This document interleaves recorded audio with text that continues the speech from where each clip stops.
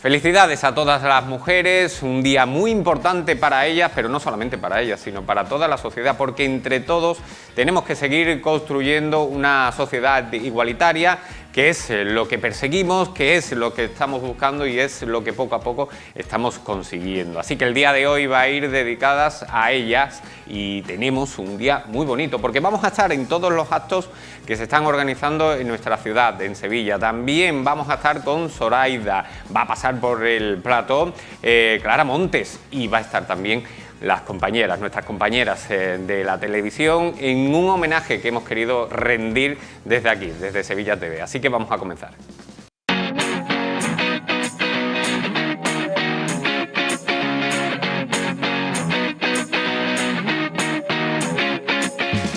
Pues arrancamos ya el programa de hoy, es 8 de marzo, Día Internacional de la Mujer, por eso se lo vamos a dedicar a ellas. Y vamos a comenzar con Zoraida, creadora de Artépolis, y mi compañera Gloria Santano ha estado con ella para conocer un poquito más.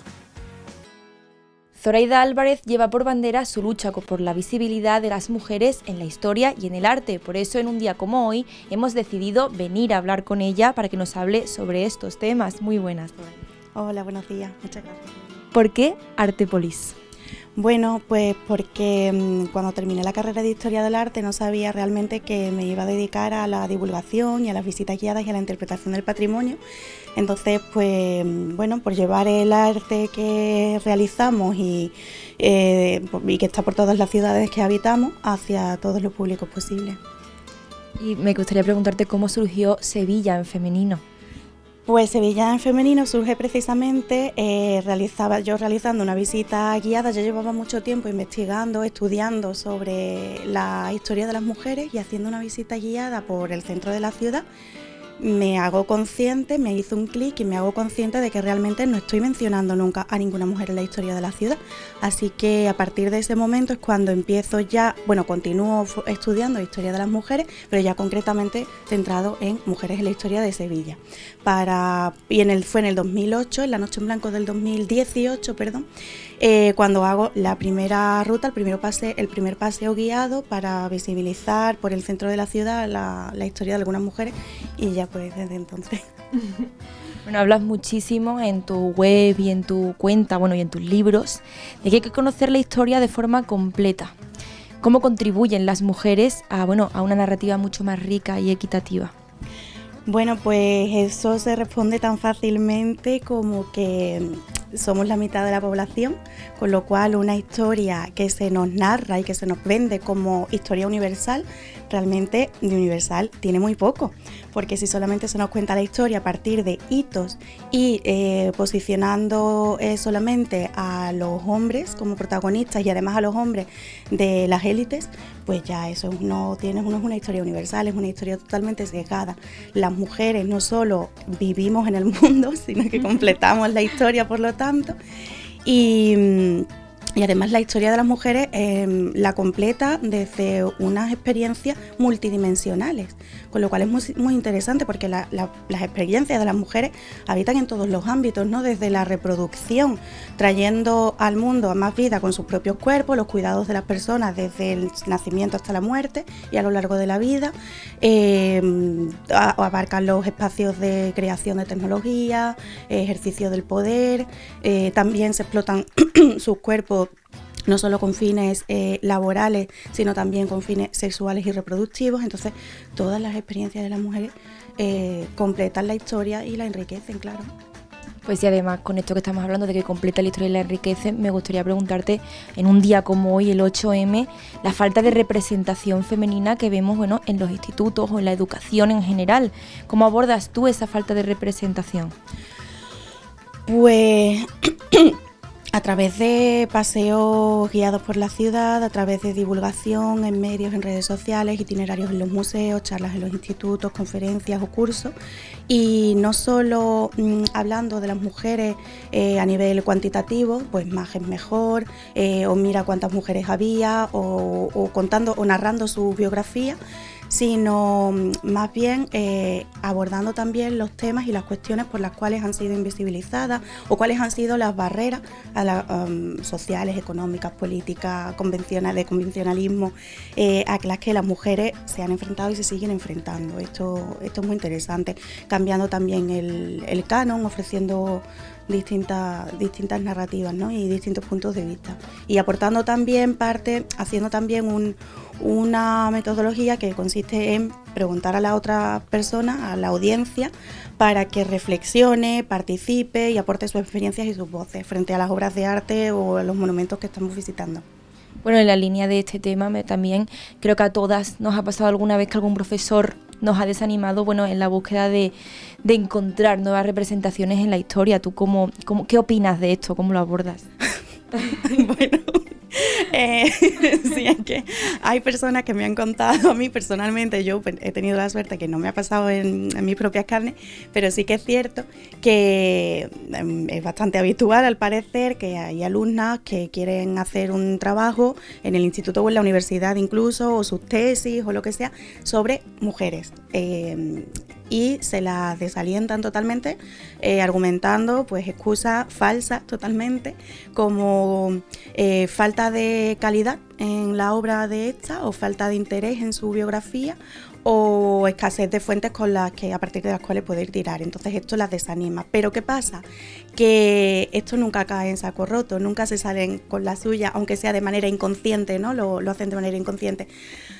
Porque tarde o temprano se van a encontrar siempre con una profesora que le enseña la historia de las mujeres o con las fuentes, y entonces en ese momento se genera un sentimiento de decepción de esa persona hacia aquel profesor que le dio eso.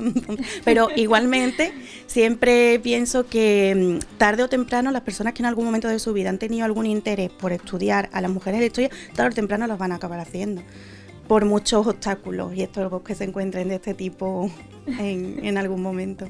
Ya me imagino. ¿Cómo nace? Bueno, cuéntame un poco la idea de cómo nace Andalucía en Femenino.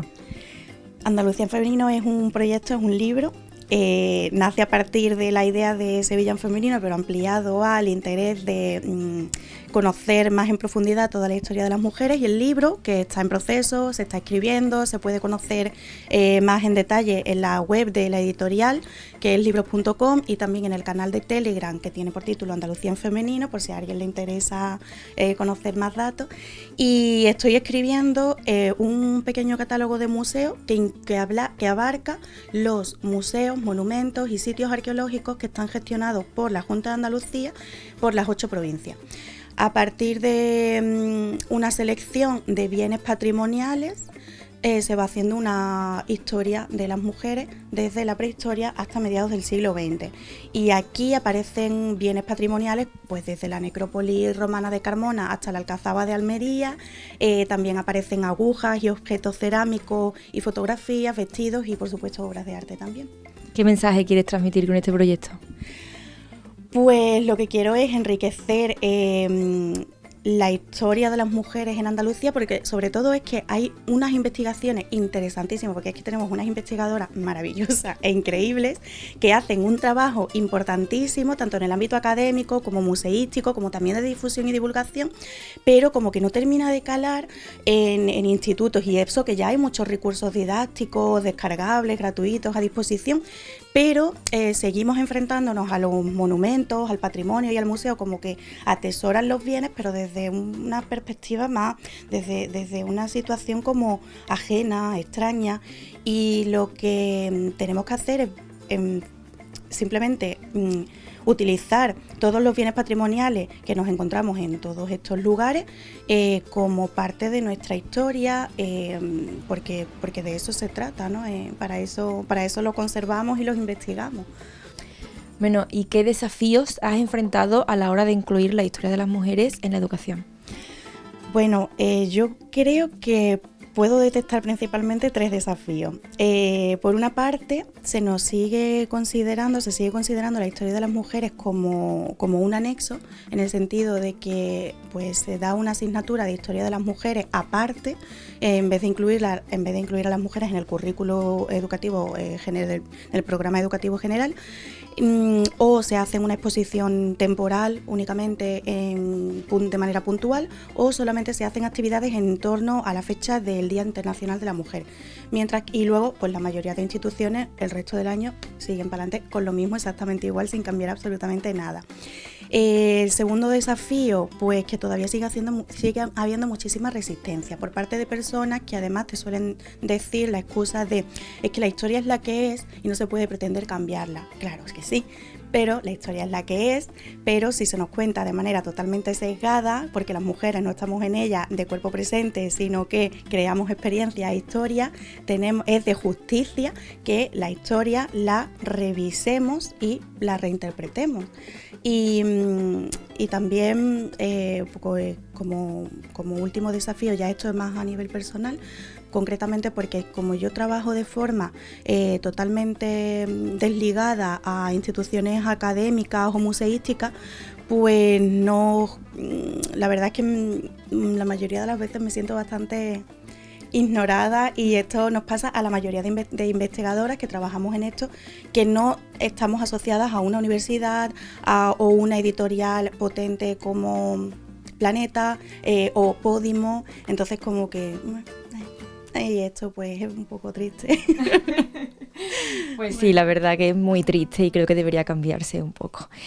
Bueno, también estamos hablando de las mujeres en la historia, en el arte, y creo que debemos hablar de la perspectiva de género. Pero antes de hablar de la perspectiva de género, ¿qué es esto, Zoraida? Pues la perspectiva de género es una metodología, un enfoque, una manera de enfrentarse a la historia concretamente, que es mi campo, la historia del arte, por ejemplo. La perspectiva de género, valga la redundancia, es coger un tema y enfocarlo desde una perspectiva concreta, que en este caso es la historia del género, es decir, cómo la historia social ha establecido y ha construido unos estereotipos de roles, por ejemplo, en función del género. En principio parecería que esto es algo binario, de género solamente para estudiar masculinidades y feminidades, pero también se incluyen todas las otras construcciones de género que hay, pues tan solo en nuestra cultura a lo largo de la historia, sino en muchísimas otras. Y es a partir de este estudio que podemos coger la historia de las mujeres para poder comprender de qué maneras y frente a qué barreras y obstáculos se han podido enfrentar para, por ejemplo, crear sus obras de arte. ¿Y cómo ha evolucionado la perspectiva de género a lo largo de la historia? En la historia del arte concretamente, que es mi campo, en el año 1971 la historiadora del arte Linda Nördling publicó un artículo muy interesante que se considera el pionero en los estudios de historia del arte con perspectiva de género, que se llamaba ¿Por qué no han existido grandes mujeres artistas? Y con un sentido irónico, ella lo que hacía era desmontar conceptos como el del genio universal, el de grandes maestros, también el de criticar los conceptos de femenino frente al masculino, ¿no? Por ejemplo, el tipo de arte femenino considerado como un tipo de arte menor o un tipo de arte doméstico, delicado, en fin, criticaba una serie de conceptos, y luego posteriormente Parker y Griselda Pollock van a publicar otra serie de obras, como se llaman, por ejemplo, Grandes Maestras, donde van analizando cuáles han sido todas esas barreras y obstáculos que se han encontrado las creadoras a la hora de crear sus obras de arte, según su rol de género y cómo lo han traspolado, lo han incluido también de alguna manera en sus propias obras.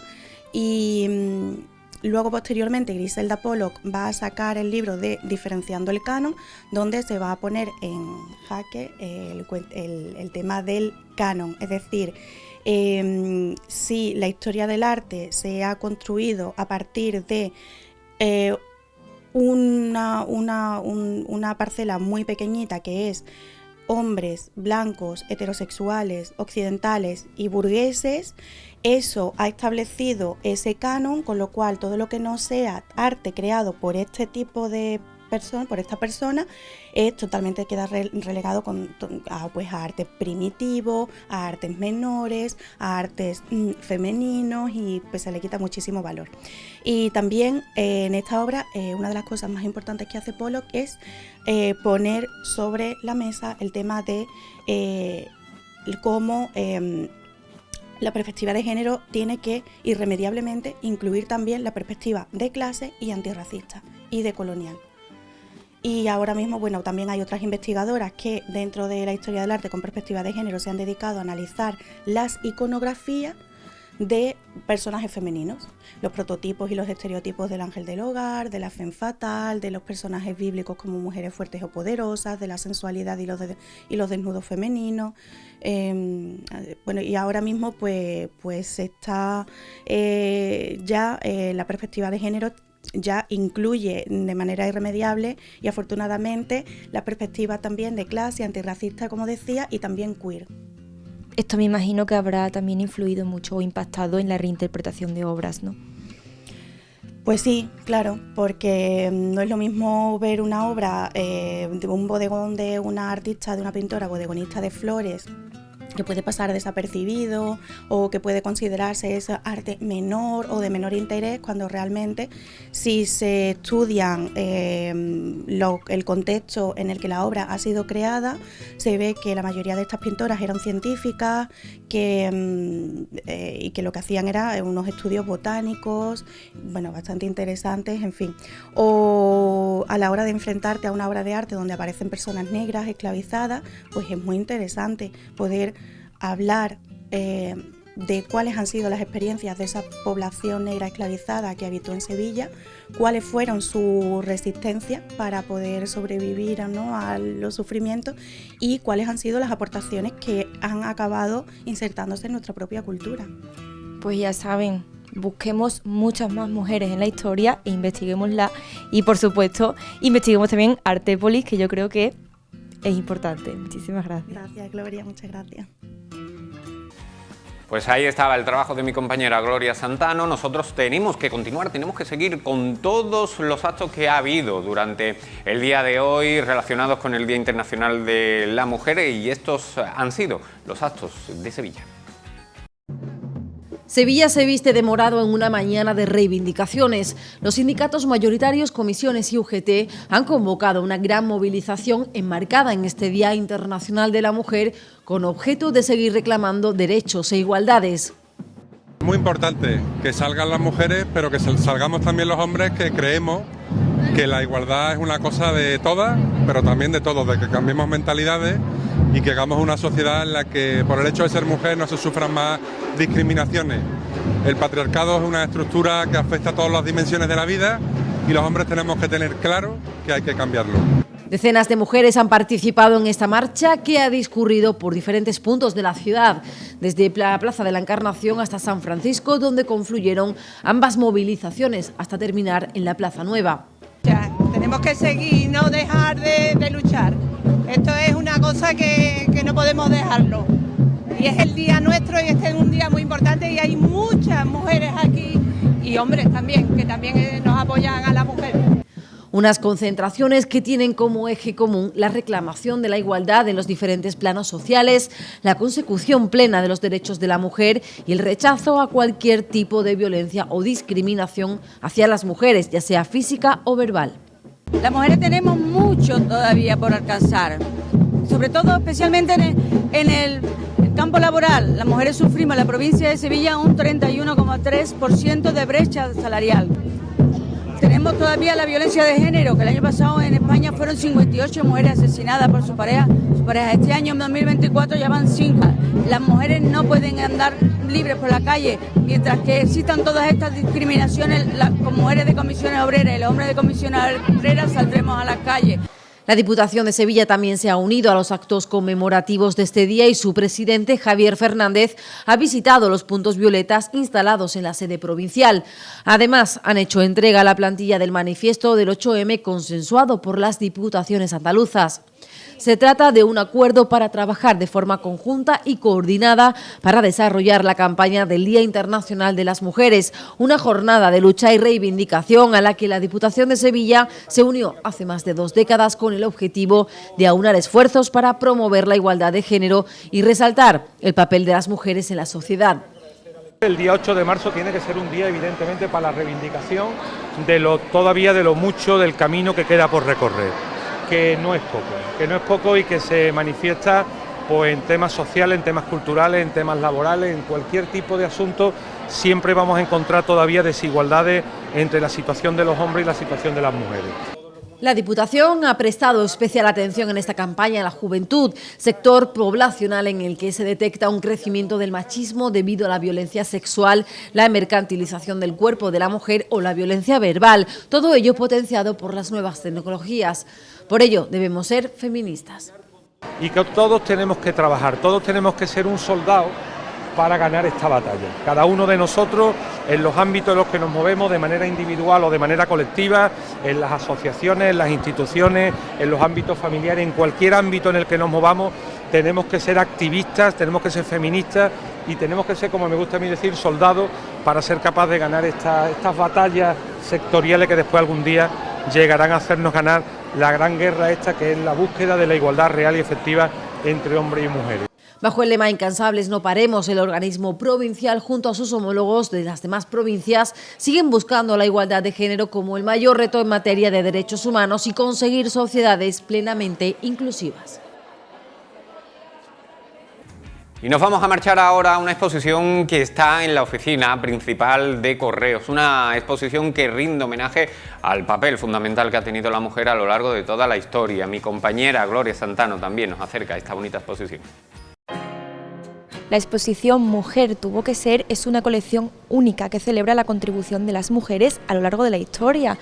José González, vocal de la Sociedad Filatélica Sevillana, que además ha cumplido en su 90 aniversario recientemente, 90 años de actividad ininterrumpida, ¿no es así? Efectivamente, pero no yo, sino la Sociedad Filatélica, sí. Es la que ha cumplido los 90 años, se fundó en 1933 y desde entonces pues, estamos desarrollando nuestras actividades. Bueno, ¿cuál es la inspiración de Mujer tuvo que ser? Pues mira, siempre que se decía Mujer tuvo que ser, lo aplicábamos a una cosa peyorativa. Se ha saltado un semáforo, ha cruzado mal, ha hecho tal, mujer tenía que ser. Y esto lo que trata es de darle la vuelta a esa forma peyorativa y de decir que las mujeres han contribuido en la historia, unas veces con su nombre propio y otras veces en nombre de otro, porque muchas mujeres tenían que escribir a nombre de sus maridos, hacer su obra a nombre de sus maridos, porque no estaba bien visto que la mujer participara. Y entonces lo que queremos con esto es mostrar la cantidad de mujeres que a lo largo de la historia han hecho por la humanidad cosas muy importantes.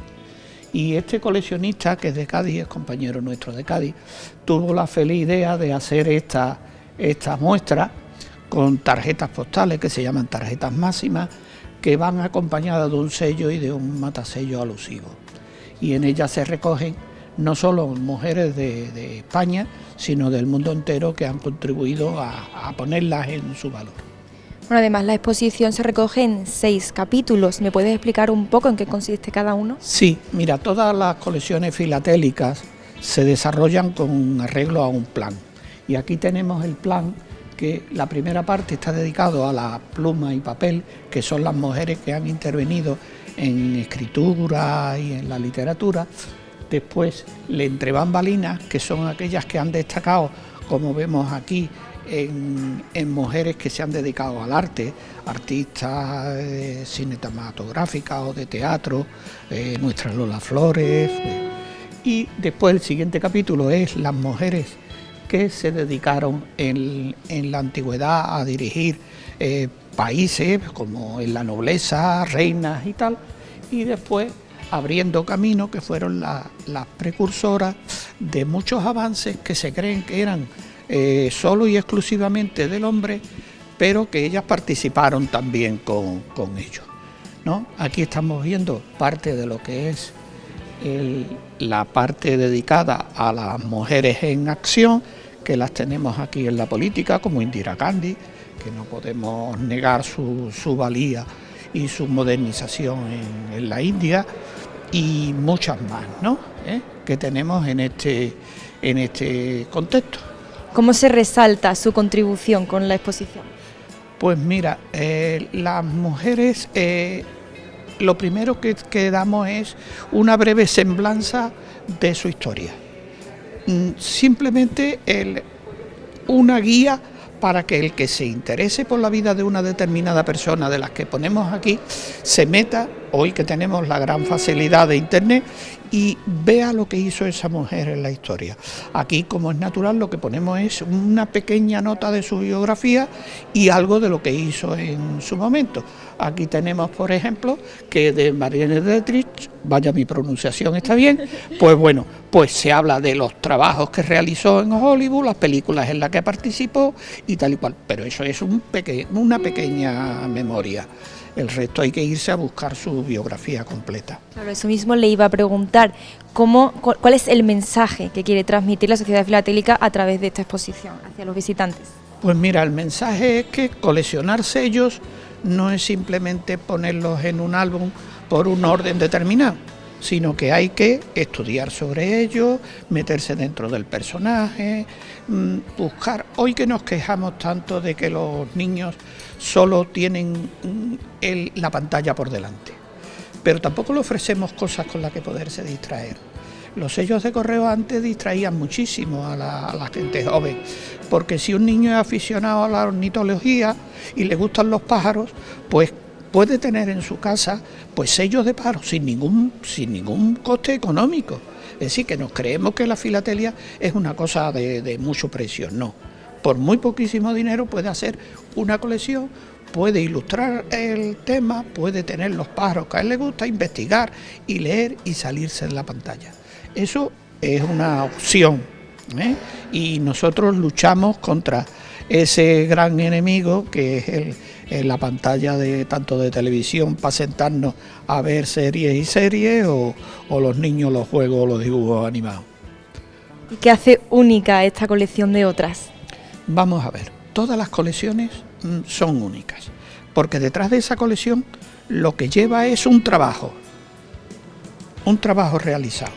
El poder investigar sobre las personas que se representan, sobre los países que han emitido sellos de esas personas, porque no simplemente porque sea, por ejemplo, Almudena Grandes, hemos sacado ahora últimamente, después de su fallecimiento, un sello, pero ya hay países en Hispanoamérica que están en sus programaciones el poder sacar, porque ha sido una persona muy relevante en la literatura, ¿vale? Entonces, quiere decir que tienes que ver en los países donde se han salido sellos de esa persona o de ese contexto. Eso es parte del trabajo que se realiza. ¿Usted cree que debería haber más muestras o exposiciones como esta para destacar el papel de la mujer en la historia? Pues mira, nosotros en colaboración con Correo y con esta oficina principal, pues llevamos ya 3 años haciendo exposiciones permanentes. Es decir, esta exposición el día 1 será sustituida por otra, que estará durante 30 o 45 días expuesta. Y después de esa vendrá otra y después otra. Es decir, que esto está aquí permanentemente y continuamente se van renovando. Al mismo tiempo, como tú ves, tenemos el QR donde se puede acceder a la página web de la Sociedad Filatélica, donde nosotros vamos indicando las modernizaciones que se hacen a esta exposición, y lo anticipamos. Yo creo que es una labor que Correos nos ha ayudado muchísimo ofreciéndonos este sitio, lógicamente sin costo ninguno, y que es una colaboración a tener en cuenta. ¿Hay más proyectos en mente para el futuro desde la Sociedad Filatélica de otro tipo de exposiciones así? Pues mira, anualmente hacemos una en el ayuntamiento, en la sala de la logia.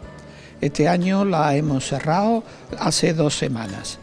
Y el ayuntamiento hasta ahora hemos hecho exposiciones anuales allí en la sala de la logia y hemos hecho un recorrido muy interesante por ella. Esperemos que la nueva corporación, pues que aparece en febrero del año que viene, pues podamos seguir haciendo si la sala logia está disponible, lógicamente, en esas fechas. la colección de sellos, aquí por ejemplo en Correos se hizo una muy curiosa que era sobre el Señor de los Anillos. Y entonces era una colección basada en la historia del Señor de los Anillos y de su autor, de Tolkien. Y tuvo un éxito tremendo entre la gente joven. Lo que hay que saber es conectar con ellos. Es decir, a un chaval joven se le habla de sello y dice, eso es cosa de viejo. Pero se le habla del Señor de los Anillos y dice, ¿cómo? Que hay una exposición sobre el Señor de los Anillos. Yo creo que es interesante. Pues ya saben, exposiciones como Esta mujer tuvo que ser, son muy importantes y más como el día 8M del Día de la Mujer, que creo que merece la pena destacar la contribución de las mujeres a lo largo de los años. Muchísimas gracias. Nada, a ti. Muchas gracias.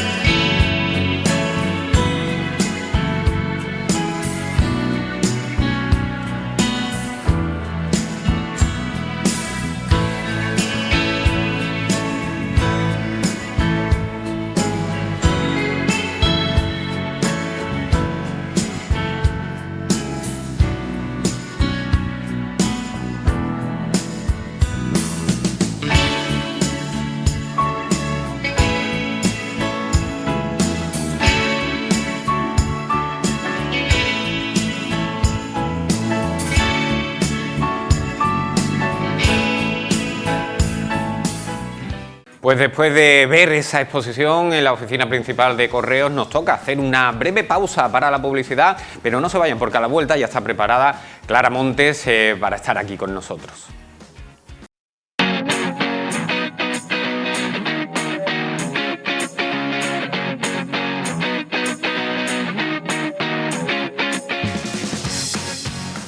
Continuamos, seguimos porque lo decíamos antes de publicidad, ya está con nosotros Clara Montes, que nos acompaña en la tarde de hoy, en un día muy especial, en este 8 de marzo. Así que Clara, muy buenas tardes. Gracias. Un placer tenerte aquí con nosotros, un placer que vengas a mostrarnos pues el nuevo trabajo, este álbum de Gala, 25 años y más y más. Qué curiosa, a mí me fascina, me fascina la manera, sobre todo cuando ya tienes, cuando ya sabes el contenido del porqué, el significado del porqué, ese más y más. Y es que se tratan de unos versos que ya... la mayoría de las canciones ya han sido expuestas por Clara Montes, pero hay dos temas inéditos después de que te pasaran dos poesías inéditas del maravilloso escritor. Efectivamente. La idea es el homenaje que estábamos haciendo, plasmarlo en directo, pero justo cuando estamos grabando el disco es cuando fallece Antonio y entonces... me entero que va a salir el libro de poemas de lo irremediable, que son unos poemas del joven Antonio Gala, han cogido solamente de la época de juventud, y me prestaron unos cuantos para que los viera y digo, por favor, hay que musicar. Y es una manera más todavía de homenajearle y darle las gracias por todo lo que ha supuesto en mi carrera. Fue mi primer disco, un disco de muchísimo éxito, y todo lo que me ha acompañado siempre, ¿no? Claro, un disco que te cambió la vida. Sí, me cambió la vida en todos los sentidos, ¿no? No solamente la carrera, sino porque te cambian todas las perspectivas, las dinámicas, lo que haces en tu vida, la forma de trabajar, de ser, pues sí, en unas salas con dos musiquitos, amigos míos y no sé qué, no sé cuánto, de pronto todo crece exponencialmente, ¿no? Lo estábamos comentando en publicidad, Clara y yo, lo que significaba Antonio Gala, lo que era como persona, lo que era como intelectual, lo que era como genio. ¿Tanto te cambia la vida cuando entras en contacto con él, en el conocimiento de sus ideas? Eso es relativo, ¿no? A mí me cambió la vida porque tuvo mucho éxito el disco y luego... Sí, pero yo creo que a nivel... y perdón que te interrumpa, a nivel de mirar la vida desde una determinada perspectiva, yo creo que en algo sí termina cambiándote. A mí me ha pasado, ¿eh? Era fanático de las charlas que mantenía con Quintero, que creo que son obras maestras, y sobre todo esa agilidad mental, esa rapidez mental unida a la inteligencia que tenía, hacían que dijese, bueno, un tipo que lo tiene todo tan claro y que de una forma tan certero. Lo que descubrías con él es que de pronto ponía en palabras lo que tú pensabas, por lo menos a mí me pasaba eso con Antonio, ¿no? Lo que hablábamos antes, que tiene una manera tan directa, sin fisuras, de describir un sentimiento o una emoción, que te quedas absolutamente anodado ante su descripción. Pero es que no solo eso, sino que además dices, es que es lo que yo pensaba también, ¿no? Por lo menos a mí me pasa eso, y yo creo que a muchas mujeres. Por eso también sacamos el Día de la Mujer, el disco, porque creo que Antonio tenía una parte en su vida muy femenina, muy desarrollada. Casi todos sus protagonistas eran mujeres.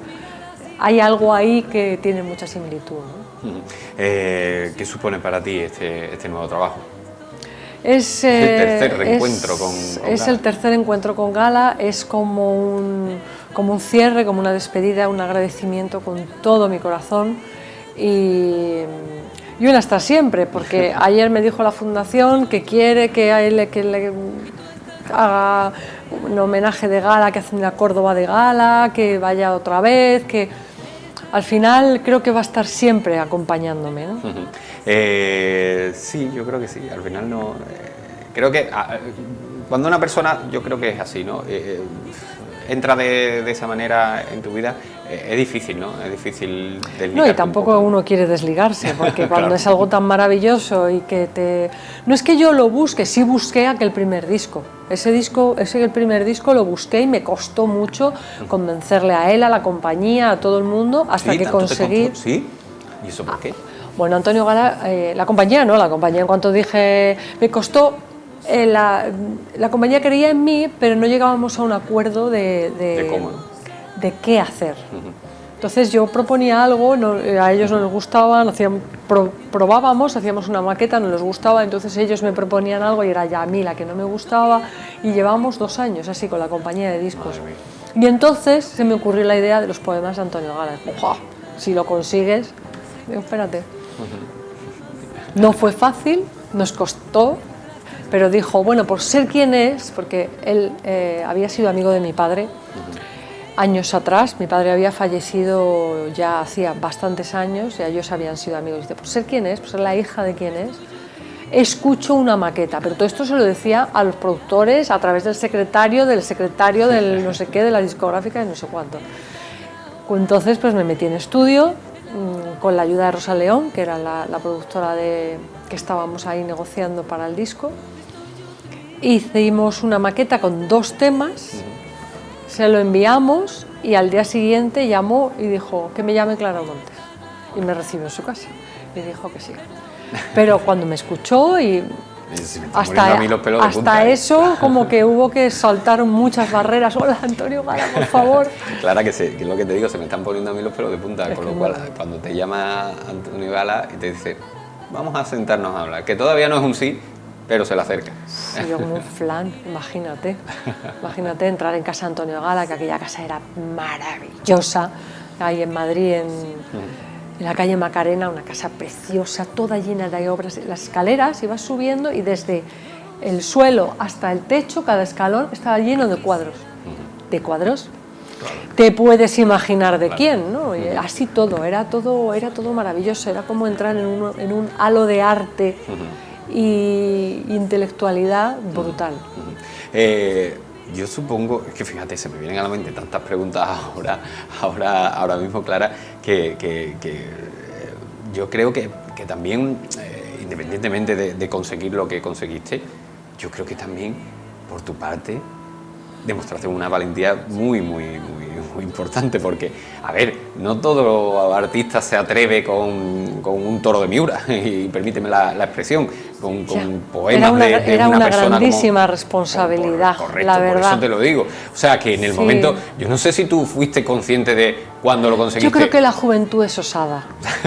y en ese momento yo quería cantar y llevaba, como te digo, 2 años intentando. convencer a la compañía, estábamos en un vaivén. Fui muy valiente diciéndole 2 veces que no a la compañía, a una multinacional, ahí fui muy valiente. Y a ellos eso les produjo, fíjate, me podían haber mandado al carajo, pero les produjo curiosidad, diciendo, ostras, qué personalidad, ¿no? Porque yo decía, a lo mejor no sé lo que quiero, porque si no te vendría con algo muy, muy, muy claro, y si no es eso, me voy. Yo no me importa buscar, pero sí sé lo que no quiero, y eso que me estás ofreciendo no soy yo. Entonces ahí les gustó, negociamos y al final se me ocurrió la idea de Antonio Gala y todo fue como encajando y hicimos un disco espectacular. En el momento en el que, o sea, cuando te dice, venga, vamos a escuchar esa maqueta, la idea no te tiemblan las piernas, pero cambia, dices, bueno, a ver, ahora porque lo que yo tengo pensado no es a lo mejor lo que ahora que tengo el sí, pues voy un poquito más a lo seguro. ¿Ese tipo de cosas cambian? No. No sé si era por inconsciencia o qué, yo lo tenía muy claro. Cogí una canción que está en el disco, que había musicado de él, y la versioné para que él viera cómo lo haría yo a mi manera. Y luego cogí Las Habaneras de Cádiz de Carlos Cano y las versiones para que él viese qué hago yo con la música, qué es cómo cantaba yo y hacia dónde quería llevar las melodías, hacia dónde los acompañamientos, los arreglos, ¿no? Y eso es lo que hice. Oye, y cuando te dan estos 2 nuevos versos inéditos, ¿se sigue poniendo la piel de gallina? Hombre, es emocionante, es muy emocionante coger y tener en las manos, además todavía no había salido el libro, tener en las manos unos poemas inéditos de Antonio. Antonio ya no está, ostras, ¿no? Y bueno, elegí 2 de los que me mandaron, que me parecían como que iban con lo demás, que podían tener una continuidad con los poemas con los que había musicado anteriormente. Es otra forma de verlo, porque tú no tienes, o sea, tú tienes que diseñar un álbum, un disco, un trabajo, que al final es como un lienzo, que es como eso, establecer poemas, lo que pasa que más a grandes rasgos. Bueno, yo en verdad lo que he hecho es, yo diseñé el espectáculo, porque todo esto nace de un espectáculo. Yo diseño el espectáculo, elijo los poemas de Antonio de los 2 discos, que el segundo lo hice, que te contaba antes, porque Antonio me lo pidió. Me dice, ¿qué pasa? ¿Que vas a esperar a que yo me muera para hacer otro disco? Digo, no, ahora mismo te lo hago. Y elijo los que yo más me apetece a lo mejor, o más recuerdos me traen, elijo o los que fueron mucho más éxito también, y creo un espectáculo, pero el espectáculo dura 1 hora y media. Para hacer el disco no iba a hacer 16 temas y encima tenía que meter 2 inéditos, entonces eran solo 10. Y entonces les dije, de estos que he elegido yo, le dije a los músicos, elegidlos vosotros.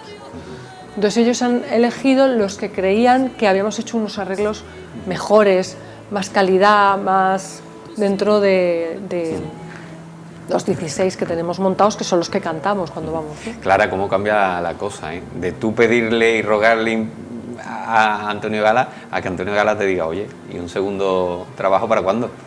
¿Verdad que sí? ¿Verdad? ¿Verdad que sí? Qué bonito, qué bonito. ¿Qué es lo que ha ganado la Clara Montes de ahora, echando la perspectiva a seguridad, seguridad. Yo era extremadamente tímida y... Sí, claro, y yo que me lo creo. Tímida para pedirle a Antonio Gala... Te lo juro. Sí. Yo cuando era niña me sacaban a la pizarra y me desmayaba. Entonces sí, ahora me lo creo. Y como un tomate, y no hablaba, pero sí cantaba. O sea, hay algo en mí que, por un lado... pues no lo entiendo. Esa timidez y pedirle primero a Antonio Gala los poemas y antes decirle que no 2 veces a la compañía, yo ahí, perdóname, es que discrepo un poco. Ya, pero es como una cosa, por un lado, era muy tímida y sigo siendo tímida, por ejemplo, en un grupo de gente, cuando hay un grupo de gente muy grande, yo siempre me doy un paso para atrás. Yo a mis amigos les digo 3 o multitud. A mí me gustan los petit comité. Cuando hay mucha gente siempre me doy un paso para atrás, pero luego me subo en escenario y me subo con una seguridad. Antes de salir en el camerino, muchas veces, sobre todo cuando son presentaciones de algo nuevo y tal, me quiero morir. Y digo, ¿para qué? O sea, ¿para qué me meto yo en esto? Con lo que yo estoy en mi casa y no sé qué. Me quiero morir. Pero luego salgo y soy la persona más feliz del mundo y siento que soy más clara que nunca. Porque ahí de pronto, como está el escenario, está mi música, está el público, pero están ahí, no están... Yo es muy raro que cante en una fiesta, en una casa. Me da mucha vergüenza porque está muy cerca. Pero ya cuando necesito todo eso, me puedo desnudar, puedo enseñar. Me siento vulnerable, pero menos vulnerable. Es impresionante lo que estás contando, tú lo sabes, ¿no? ¿Eh? Que es impresionante lo que estás contando. No sé. Teniendo en cuenta que al final que son 25 años de carrera. Ya. Y son muchísimos escenarios, y son muchísimas actuaciones, y son muchísimas cosas rodeadas a ello. Y alguien tan tímido o tímida como tú. Muchos artistas son muy tímidos, muchos cantantes. Camarón era muy timidísimo. Pero ahí hay algo que no se entiende. ¿Por qué?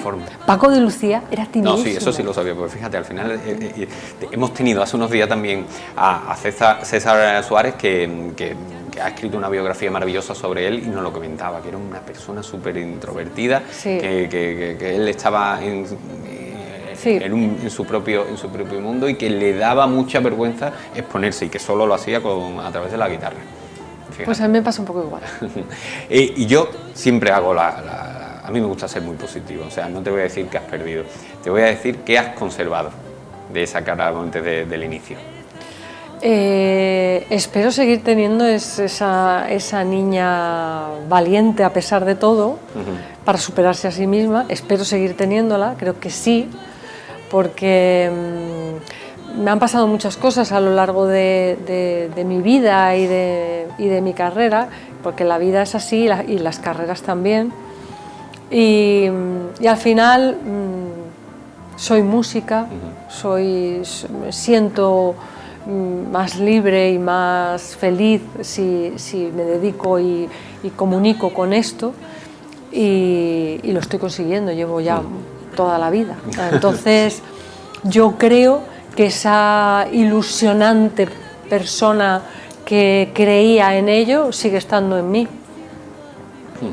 Y que espero seguir siendo igual de buena también.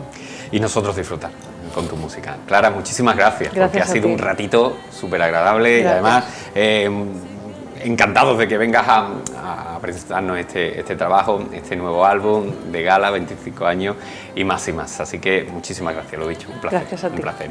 Bueno, tenemos que continuar, tenemos que seguir porque esta noche hay una nueva edición de Paseando por Sevilla con mi compañera, con Isa Limón. Así que vamos a ver qué es lo que nos tiene preparado Isa Limón para esta noche. Buenas tardes, Manolo. Pues aquí estamos, ultimando los detalles del programa de este viernes, que bueno, hemos querido un poco darle sentido a un debate que se abrió en Sevilla hace un par de semanas aproximadamente, en el que se hablaba de la posibilidad de que la Plaza de España fuese un recinto privado, cobrar una especie de tasa para poder acceder, y hemos intentado dar sentido al origen de esta plaza. ¿Por qué se construye esta plaza? ¿Por qué Aníbal González decide darle la forma que actualmente tiene, que tiene mucho que ver con un abrazo de Sevilla al mundo hispánico? Y bueno, hemos querido dar algunos detalles, ¿no?, para poder darle sentido a este debate que se creó en Sevilla y que, bueno, yo creo que se despejan muchísimas dudas con este programa de Paseando por Sevilla. Las imágenes hablan por sí solas. Estamos en uno de los monumentos más visitados, más fotografiados, no solo por los sevillanos, sino también por todos los que nos visitan. Y bueno, es un paseo distinto por la Plaza de España, que les invito que se sienten esta noche a verlo, a partir de las 9 aquí en PTV Sevilla. Nuestro programa, como todos los viernes, de Paseando por Sevilla, y en esta semana pues visitamos la gran obra de arte de Aníbal González. Ese es el contenido que les tiene preparado esta noche mi compañera Isa Limón en Paseando por Sevilla, un programa que cada día gusta más, un programa que cada día nos tiene más enganchados porque nos va desvelando, nos va dando a conocer pequeños fragmentos, pequeñas historias de nuestra ciudad, de nuestra Sevilla, que muchas veces es muy conocida, pero que hay ocasiones en las que sus recovecos nos dejan alguna que otra sorpresa. Nos vamos a despedir del programa de hoy, un programa muy bonito y especial, un programa donde hemos querido rendir homenaje a todas las mujeres, pero para finalizar queremos también rendir homenaje a las mujeres de esta casa, a las mujeres de PTV Sevilla, mujeres con las que convivimos día a día, con las que disfrutamos y sobre todo con las que aprendemos muchísimo. Así que esta es nuestra sorpresa y nuestro homenaje para las mujeres de PTV Sevilla.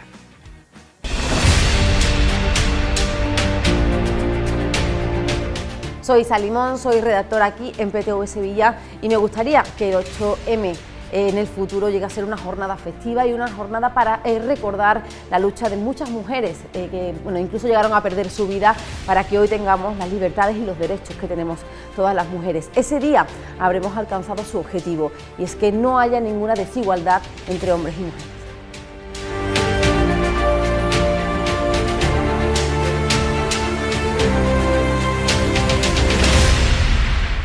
Hola, soy Rocío Balondo, cámara de PTV Sevilla, y me gustaría que la sociedad no diera por hecho que por ser mujer tenemos que asumir determinadas responsabilidades.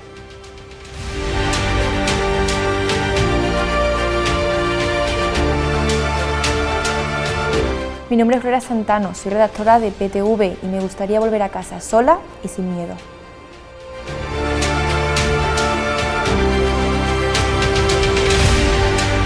Hola, soy Alejandra Cojalla, jefa de redacción, y me gustaría que llegara el día en el que las mujeres no tuviesen que demostrar más que los hombres en nuestros trabajos para llegar a ostentar cargos directivos.